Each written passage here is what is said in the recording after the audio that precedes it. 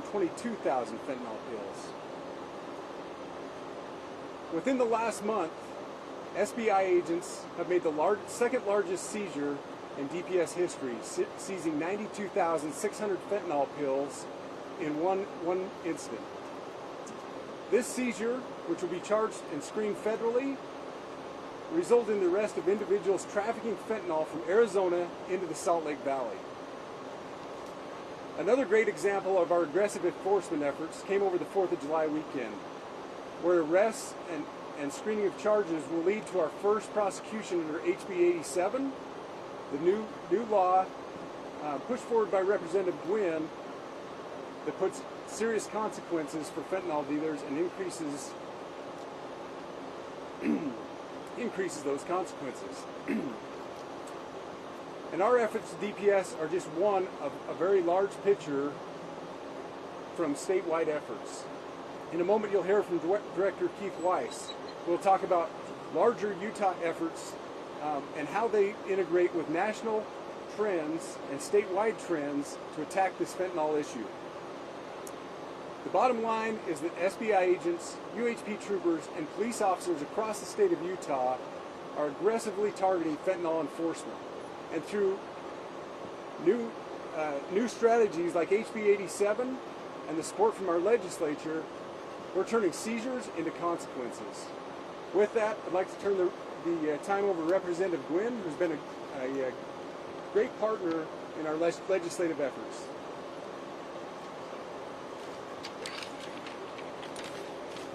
Thank you, Commissioner Mason.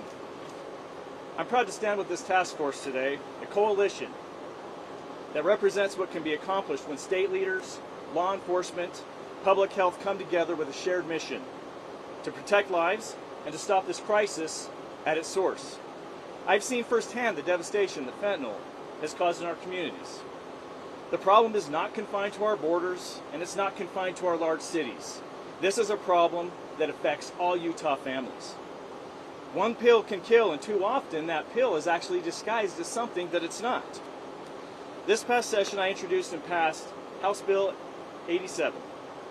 This bill directly targets fentanyl traffickers, and I think it's important to note that this was a bipartisan bill, receiving total unanimous support in both the House and the Senate before it was signed by the governor.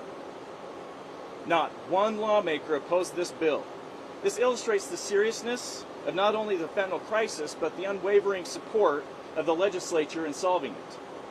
The law now makes it a first-degree felony to traffic 100 grams or more of fentanyl or a fentanyl-related substance, a threshold that reflects the incredible danger posed by even small amounts of this synthetic drug.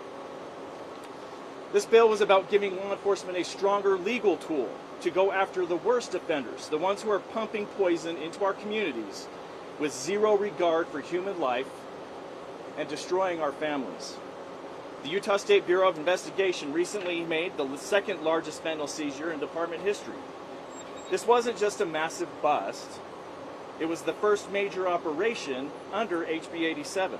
That's not a coincidence. It's proof that the legislation that we have passed is working and the message is getting out. If you traffic fentanyl Utah, you will face the highest possible consequences. I fully support Governor Cox's creation of the Fentanyl Task Force because we need a unified and aggressive and coordinated response to this crisis.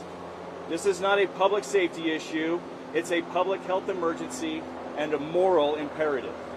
As lawmakers, law enforcement, and public servants, our job is to ensure the protection of Utah's families and our communities.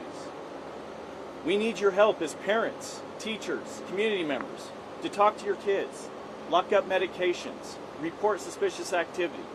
I'm proud of the progress we're making, but we're not done yet. We will keep pushing forward with prescriptive legislation, targeted enforcement, and community-driven prevention and education to stop fentanyl from stealing Utahns' lives. With that, I'm going to turn the time over to Deputy Director Checketts with DHHS.